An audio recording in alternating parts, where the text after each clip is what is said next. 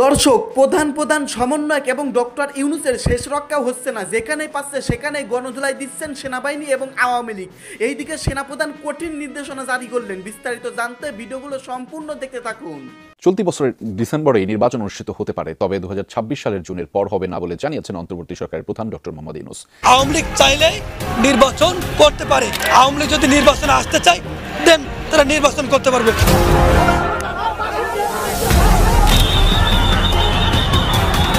এনসিপির পার্টি নাহিদ ইসলামের কথা, নাহিদ ইসলামকে বা এনসিপির পক্ষ থেকে তারা এটা দাবি করতেছে যে নাহিদ ইসলামের উপরে যেই আক্রমণটা হয় একটুর জন্য তিনি বেঁচে গেল, কিন্তু খাইছে কিলঘুষি, লাত্তি, উষ্টা প্রচুর পরিমাণে খাইছে। রীতিমতো তিনি তার জীবনের হুমকিতে ভুগছেন। এখন কেউ বা কারা তার জীবন নাশের হুমকি দিয়েছে, তাকে চিঠি পাঠিয়েছে, যেখানে যখন পাবো সেখানে তখন তার জীবন নাশের আশঙ্কা দেখা দিচ্ছে। কে এই চিঠি পাঠিয়েছে সেটা আমরা জানতে পারছি না। আসসালামু আলাইকুম সম্মানিত দর্শক, আজকের ভিডিওটি খুবই গুরুত্বপূর্ণ। ভিডিওটি আপনারা সম্পূর্ণ দেখবেন। প্রিয় দর্শক শ্রোতা, ডক্টর মোহাম্মদ ইউনূস এবং অন্তর্বর্তীকালীন সরকারের সকল উপদেষ্টা কঠিন বিপদে পড়ে গেছেন। সমন্বয়কদের যেখানেই পাচ্ছে সেখানেই গণধোলাই দিচ্ছে। এইদিকে বিশেষ করে নাহিদ ইসলামকে কঠিনভাবে গণধোলাই দিয়েছেন আওয়ামী লীগের নেতাকর্মী। দর্শক মণ্ডলী, সেনাপ্রধান জেনারেল ওয়াকারুজ্জামান আওয়ামী লীগকে নিয়ে কঠিন সিদ্ধান্ত নিয়েছেন, যে কোনো মুহূর্তে তাকে দেশে নিয়ে আসবে। দর্শক, বেশি কথা বাড়াবো না, আজকের এই ভিডিওটি দেখলেই আপনারা বিস্তারিত বুঝতে পারবেন। তো বেশি কথা না বাড়িয়ে আমরা মূল ভিডিওতে চলে যাই। আপনারা মনোযোগ সহকারে ভিডিওগুলো সম্পূর্ণ দেখতে থাকুন। নাহিদ ইসলামকে বা এনসিপির পক্ষ থেকে তারা এটা দাবি করতেছে যে নাহিদ ইসলামের উপরে যেই আক্রমণটা হয় একটুর জন্য তিনি বেঁচে গেল, কিন্তু খাইছে কিলঘুষি, লাত্তি, উষ্টা প্রচুর পরিমাণে খাইছে। বলা হচ্ছে যে তার পিঠের ভিতরে নাকি প্রচুর পরিমাণ কিলাইছে ছাত্রলীগ আর সাধারণ শিক্ষার্থীরা মিলে। দর্শক বন্ধুরা, বলতেছিলাম বরিশালের ঘটনাকে নিয়ে।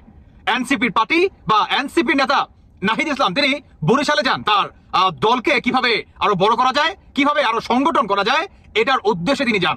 এবং একটা পর্যায়ে সেখানে আপনার সাধারণ শিক্ষার্থীদের আর এই এনসিপি নেতাদের ভিতরে একটু কথা কাটাকাটি হয়। এটাকে কেন্দ্র করেই গণধোলাই।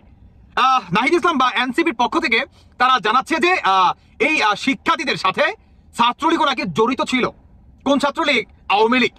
এখন নাহিদ ইসলাম তিনি আরো বলেন যে এই অঞ্চলের মানুষ এখন পর্যন্ত, মানে বিশেষ করে তিনি বিএনপিকে উদ্দেশ্য করে বলেছে যে এই অঞ্চলের মানুষ এখন পর্যন্ত আপনার আওয়ামী লীগের টাকায় চলাফেরা করতেছে। মানে এই কথা আসলে কাদেরকে মিন করছে? আপনার বিএনপিকে। নাহিদ ইসলাম তিনি বলেন যে এখানে আমার উপরে যেই আক্রমণটা ঘটে সেই আক্রমণকে কেন্দ্র করে যেই ছাত্রলীগ ছিল তারা আমার উপরে এই আক্রমণটা ঘটায়, সাধারণ শিক্ষার্থীদের উস্কে দেয়। এখন কথা হচ্ছে ভাই, অনেক এলাকায় এরকম আছে, যেমন ওই যে সাধারণ শিক্ষার্থী ধরেন, ওরা তো সাধারণ শিক্ষার্থী বলতে কি বোঝায়? যে ওরা কোনো দলের সাথে নাই, ওদের পরিবার যে নাই এটা তো বলে নাই। বা আপনি কি এটা যাচাই বাছাই করছেন যে ওদের ফ্যামিলি ব্যাকগ্রাউন্ড কি, ওরা কোন ফ্যামিলি থেকে উঠে আসছে, আদেও কি ওরা ওর ফ্যামিলি বা বাপ মা ওর গোষ্ঠীর মানুষ রাজনীতির সাথে জড়িত আছে কিনা? একটাবার কি লজিকটা আপনি মিলাইছেন? আপনি যে বারবার বলতেছেন যে সাধারণ শিক্ষার্থীরা বা সাধারণ শিক্ষার্থীদের সাথে কি বলে ছাত্রলীগ মিলে আপনাকে গণধোলাই দিছে। আচ্ছা, একটা আপনাকে আপনার মাথায় কি এই বিষয়টা আসলো না? আপনি এই বিষয়টা ধরতে পারলেন যে এখন পর্যন্ত আওয়ামী লীগের টাকায় বিএনপি চলতেছে, বিএনপির ক্লাব চলে, এটা চলে, সেটা চলে, নেতা কর্মীরা চলতেছে। তাহলে এটা বুঝেন না সেই এলাকার মানুষ আওয়ামী লীগ মানে বিএনপি, বিএনপি মানে আওয়ামী লীগ, মানে দুইটা দল একই, তারা সমান তালে ভালোবাসে। হ্যাঁ, যেমনটা ভালোবাসে দেশকে, এই দুইটা দলই তো স্বাধীনতার দল। অতএব আপনাকে মারছে হচ্ছে আওয়ামী লীগ আর বিএনপিরা মিলাই মারছে। কেমন? এখানে সাধারণ শিক্ষার্থী বলতে কোনো ঘটনা নাই। যদি সেখানে আপনার সাধারণ শিক্ষার্থী থাকতো, কোন সাধারণ শিক্ষার্থী? যাদের ফ্যামিলি থেকে কোনো রাজনীতি রেকর্ড নাই, আর ওই ফ্যামিলির পোলাপান জীবনে সাহস পাইব না ভাই। বিশ্বাস করেন যে এই ফ্যামিলিতে নাকি রাজনীতি জড়িত নাই, ওই ফ্যামিলির পোলাপান বেশিরভাগই আপনার অনেকটা ফার্ম মুরগি টাইপের হয়। সরি টু সে, আমাকে ভুল হলে ক্ষমা সুন্দর দৃষ্টি দেখবেন, কিন্তু ভাই এটা কিন্তু রিয়েলিটি। আমি দেখছি যেই ফ্যামিলির মানুষ নাকি রাজনীতির সাথে জড়িত না, তারা কি অনেকটা ফার্ম মুরগি টাইপের। আর যেই ফ্যামিলির পোলাপান নাকি রাজনীতির সাথে জড়িত, তারা জানে যে কোন স্টেপে কোন পদক্ষেপ নিতে হবে। তারা সঠিক সময় সঠিক সিদ্ধান্ত নিছে এবং আপনাকে যেই দেনা পাওনা বিচার নিকাশ বাকি ছিল সেটা আপনাকে একদম প্রপার ভাবে বোঝাই দিছে। কেমন? এখন লাত্তি, উষ্টা, ঘুষি যে খাইছেন কেমন লাগতেছে? অল্পের জন্য বেঁচে গেছেন আপনি, জাস্ট অল্পের জন্য, কারণ সেখান থেকে পুলিশ আপনাকে সেভ করে নিয়ে যায়। আর সেখানে যদি আপনার কপাল ভালো, সত্যি কপাল ভালো, যদি পুলিশ আপনাদেরকে গার্ড না দিত তাহলে বাঁচতে পারতেন। এখন অনেকে বলবেন যে ভাই সেখানে পুলিশ কি আগে থেকে ছিল? না রে ভাই, এখন তো ওরা তো দেশের বাপমা হয়ে গেছে না। ওরা যেখানে যায় ওদের সাথে পুলিশ যাবে, পুলিশের আইজিপি যায়, সেনাবাহিনী পর্যন্ত যায়। বুঝেন নাই? এটা হচ্ছে বর্তমান দেশের সবচেয়ে বড় মাথা কাটা। আর এই পুলিশের সামনেই আওয়ামী লীগ আর বিএনপি একত্রে হয়ে এদেরকে বাপ ডাকাই দিছে। তা আমি বলি ছাত্রলীগকে যে ভাই এইভাবে মারলেন কেন, লাত্তি উঠছে ঘুষি এভাবে কেন মারলেন? হাতের মধ্যে কিছু নিতে পারলেন না? মানে আমি বলছি ইটা মিটা নিতে পারলেন না? হাত ব্যথা করে না ওদের মারতে? ইটা মিটা নিতেন, পাথর মতো নিতেন, তারপরে মারতেন, দেখতেন কেমন লাগতো, একটু ভালো লাগতো। বুঝেন নাই? ওদেরকে শিক্ষা করতে হবে। ওরা দেশকে জ্বালায় শেষ, দেশকে জ্বালায় শেষ। বুঝেন? ওদেরকে যেখানে পাবেন সেখানেই মারবেন, যেখানে পাবেন সেখানেই মারবেন। ওরা বর্তমান বাংলাদেশের নিরীহ কুত্তা হয়ে গেছে, নিরীহ কুত্তা। এই কুত্তাদেরকে যেখানে পাবেন সেখানে মনে করেন ইঞ্জেকশন দিয়ে রাখবেন, না হলে দেখবেন কুত্তা মাথায় উঠে যাবে। অলরেডি মনে করেন কাঁধের উপরে উঠে আসছে ভাই, মাথায় যদি প্রকার উঠতে পারে তাহলে শেষ, বাঁচতে কেউ পারবেন না। আওয়ামী লীগ চাইলেই নির্বাচন করতে পারে। আওয়ামী লীগ যদি নির্বাচনে আসতে চায় দেন তারা নির্বাচন করতে পারবে।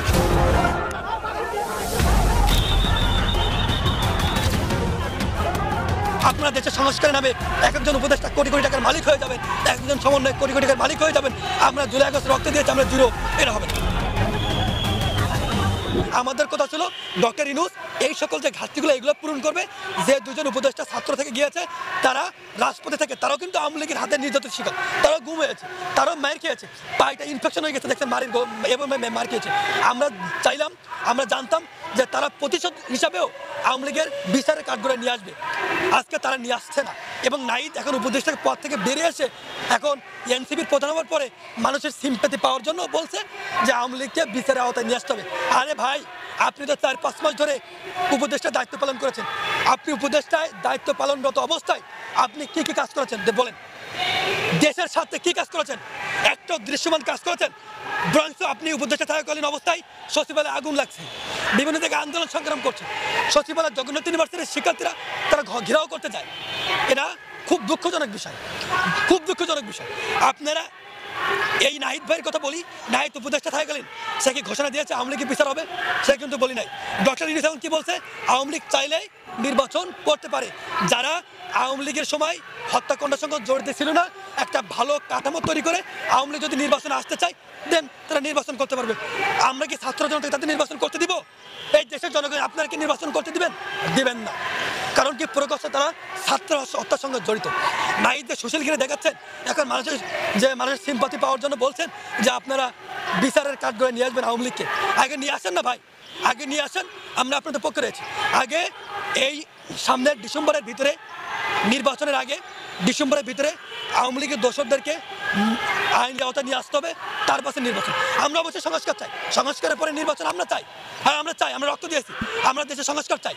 তাই বলে আপনারা দেশের সংস্কারের নামে এক একজন উপদেষ্টা কোটি কোটি টাকার মালিক হয়ে যাবেন, একজন সমন্বয় কোটি কোটি টাকার মালিক হয়ে যাবেন। আমরা জুলাই আগস্ট রক্ত দিয়েছি, আমরা জিরো, এটা হবে না। আমরা একটা টাকা অবৈধ পথ থেকে ইনকাম করতে চাই না, আমরা চাই দেশের সংস্কার।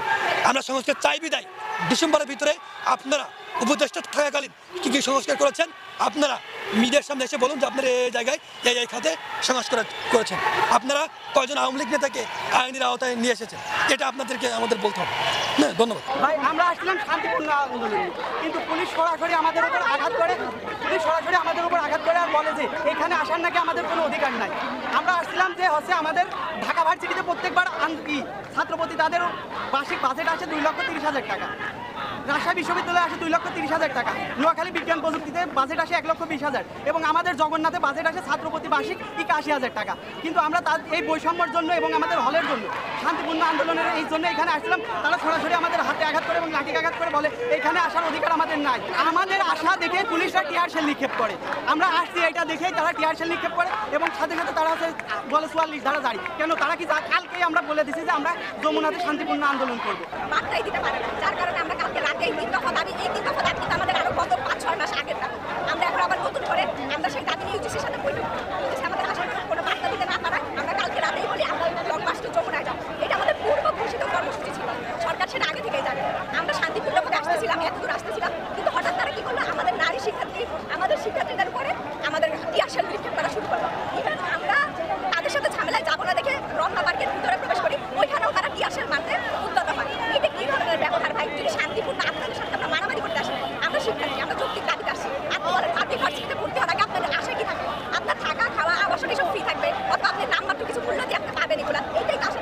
5ই আগস্ট পরবর্তী সময় থেকে নাহিদ ইসলাম, সার্জিস আলম, হাসনাত এই সকল সমন্বয়কেরা সারা দেশে যে পরিমাণে, যে গতিতে জনপ্রিয়তা অর্জন করেছিল, আজ মাত্র 9 মাস কাটতে না কাটতেই তাদের সেই জনপ্রিয়তা তারও দ্বিগুণ গতিতে হ্রাস পেতে শুরু করেছে। রিসেন্ট 2 দিন আগে আমরা দেখেছি মাস্টারমাইন্ড, মানে সমন্বয়কদের মাস্টারমাইন্ড তথা এই সরকারের মাস্টারমাইন্ড মাহফুজ আলম মাথায় বোতলের বাড়ি খেলেছে। এবং আজ আমরা আরও একজন মুখ্য সমন্বয়ক আক্তার হোসেন, ওনার বিষয়ে একটি খবর নিয়ে এসেছি। রীতিমতো তিনি তার জীবনের হুমকিতে ভুগছেন এখন। কেউ বা কারা তার জীবন নাশের হুমকি দিয়েছে, তাকে চিঠি পাঠিয়েছে, যেখানে যখন পাবো সেখানে তখন তার জীবন নাশের আশঙ্কা দেখা দিচ্ছে। কে এই চিঠি পাঠিয়েছে সেটা আমরা জানতে পারছি না, কিন্তু কেন এই চিঠি পাঠানো হয়েছে সদ্য সচিব আক্তার হোসেনেরকে সেটা আমরা বুঝতে পারছি। নিশ্চিত এখানে রাজনৈতিক ব্যাপার রয়েছে, এবং রাজনৈতিক ব্যাপারে আওয়ামী লীগের কেউ পাঠিয়েছে নাকি বিএনপির কেউ পাঠিয়েছে সেটা আমরা জানতে পারছি না, তবে এরকম কিছুই ঘটনা হবে। দর্শক, কথা বলছিলাম জাতীয় নাগরিক পার্টি এনসিপির সদস্য সচিব আক্তার হোসেনকে নিয়ে। আক্তার হোসেনের বাড়িতে আজ থ্রেট এসেছে। আক্তার হোসেনের বাড়িতে চিঠি পাঠিয়ে তাকে ও তার পরিবারের সদস্যদের হত্যার হুমকি দেওয়া হয়েছে। এখন গতকাল শনিবার রাত প্রায় 10:15টার দিকে আক্তার হোসেন তার ফেসবুক অ্যাকাউন্টে একটি পোস্ট দিয়েছে, যে পোস্টের মাধ্যমে তিনি আমাদের সকলকে জানাচ্ছেন তাকে যে হুমকি দেওয়া হয়েছে সেই হুমকির বিষয়ে। দর্শক, তিনি বলছেন যে ঘটনাটি, চিঠি যেটা এসেছে সেটা গতকাল আসেনি, চিঠিটি এসেছে আপনার গত পরশুদিন শুক্রবার। ওনার রংপুরের কাউনিয়া উপজেলায় ওনার আক্তার হোসেনের যে গ্রামের বাড়ি আছে, ওই গ্রামের বাড়িতে বেনামি একটি চিঠি পাঠানো হয়েছে। আর এই চিঠিতে প্রেরকের যে নাম লেখা হয়েছে সেটাও খুবই রহস্যজনক। চিঠিতে প্রেরকের নাম হিসাবে লেখা হয়েছে বুলেট। বুঝতে পারছেন, খুবই রহস্যজনক নাম। এখন ফেসবুক পোস্টে আক্তার হোসেন লিখছেন যে ডাকযোগে আমার গ্রামের বাড়িতে চিঠি পাঠিয়ে আমাকে, আমার পরিবার পরিজনকে খুন করার হুমকি দেওয়া হয়েছে। চিঠির প্রেরকের ছদ্মনাম বুলেট, আর চিঠিটি আপনার ডাক পিয়নের মাধ্যমে এসেছে গত পরশুদিন শুক্রবার ওনার গ্রামের বাড়িতে। ওনার বড় ভাইয়ের কাছে চিঠিটি পৌঁছেছে। চিঠি পড়ার পর থেকে বাড়ির মানুষেরা চিন্তিত হয়ে আছেন। চিঠিতে কেন চিন্তিত তার কারণ চিঠিতে কি লেখা হয়েছে সেটা স্বল্প শব্দে তিনি বোঝাতে চেয়েছেন। চিঠিতে লেখা হয়েছে যে যেখানে পাবে সেখানে খুন করবে, ঝামেলায় ফেলবে, এমন হুমকি দেওয়া হয়েছে। এমন আরও অনেক হুমকি দেওয়া হয়েছে, তবে তিনি ওনার ফেসবুক পোস্টে চিঠির ব্যাপারে ব্যাস এতটুকুই উল্লেখ করেছে। তবে কে বা কারা আক্তার ও তার পরিবারকে হুমকি দিয়ে এই চিঠি পাঠিয়েছেন তা এখনও জানা যায়নি। এখন এই ঘটনা নিয়ে আজকে রবিবার রংপুরের স্থানীয় থানায় একটি সাধারণ ডায়েরি জিডি করবেন আক্তার হোসেন, তিনি বলছেন। সুতরাং আমরা ধীরে ধীরে দেখতে পাচ্ছি চিঠি কে পাঠিয়েছে আমরা জানি না, কিন্তু কেন পাঠানো হয়েছে আমরা জানি। রাজনৈতিক ব্যাপার স্যাপার রয়েছে। তো আমরা স্পষ্ট বুঝতে পারছি যে আজ এই দেশের সমন্বয়কদের যে জনপ্রিয়তা সেটা ব্যাপক পরিমাণে হ্রাস পেয়েছে, এবং হ্রাস পরিমাণের যে কারণগুলো সেগুলোও তারা তৈরি করেছে এবং তাদের সরকার তৈরি করেছে। জনমনে আজ যে ক্ষোভ তৈরি হয়েছে।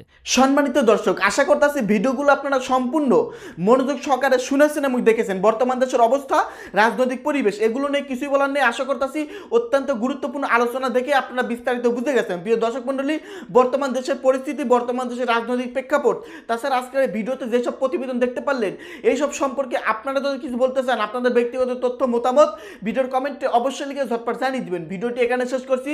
সকলে ভালো থাকবেন, ধন্যবাদ।